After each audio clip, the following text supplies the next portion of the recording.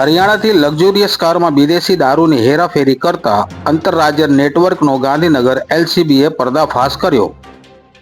નમસ્કાર મિત્રો, હું વિપિન તિવારી BS91 ન્યૂઝ તરફથી સત્યની સંગાતે. એક નજર આજના મુખ્ય સમાચાર પર. ગુજરાતમાં દારૂબંધીના કાયદાને પડકાર ફેંકી હરિયાણાથી લક્ઝુરિયસ કાર વિદેશી દારૂની હેરાફેરી કરતા આંતરરાજ્ય નેટવર્કનો ગાંધીનગર લોકલ ક્રાઇમ બ્રાન્ચે પર્દાફાશ કર્યો છે. ગાંધીનગર લોકલ ક્રાઇમ બ્રાન્ચની ટીમ પેટ્રોલિંગ કરી હતી તે દરમિયાન બાતમી મળી હતી કે સુરત પાસિંગની એક સફેદ હેરિયર કારમાં દારૂનો મોટો જથ્થો રાજકોટ જઈ રહ્યો છે.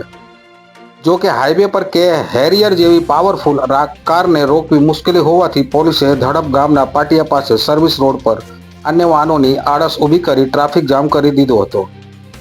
આ દરમિયાન પાયલોટિંગ કરી સફેદ સિયાજ કાર પોલીસને જોઈને નાસી છૂટી હતી. બાદમાં બાતમી મુજબની કાર આવતા જ પોલીસે તેને ચારે બાજુથી કોર્ડન કરી બે ઇસમોને દબોચી લીધા હતા.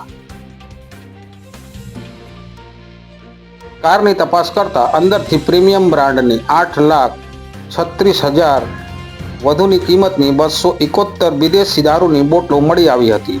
જેના પગલે પકડાયેલા ઇસમોની પૂછતાછ કરતા તેમણે પોતાના નામ અનમોલ ગોદારા અને સમદીપ કુમાર ગોદારા હોવાનું જણાવ્યું હતું. આ અંગે પીઆઈ ડી વાળાએ જણાવ્યું કે કાર માલિક અનમોલ ગોદારાની પૂછપરછમાં ચોંકનારો ખુલાસો થયો હતો, જેમાં તેણે પોલીસને છેતરવા માટે એમેઝોન પરથી સુરત પાસિંગની ખોટી નંબર પ્લેટ મંગાવી કાર પર લગાવી હતી અને તપાસ દરમિયાન કારની અસલ નંબર પ્લેટ પણ પોલીસને મળી આવી.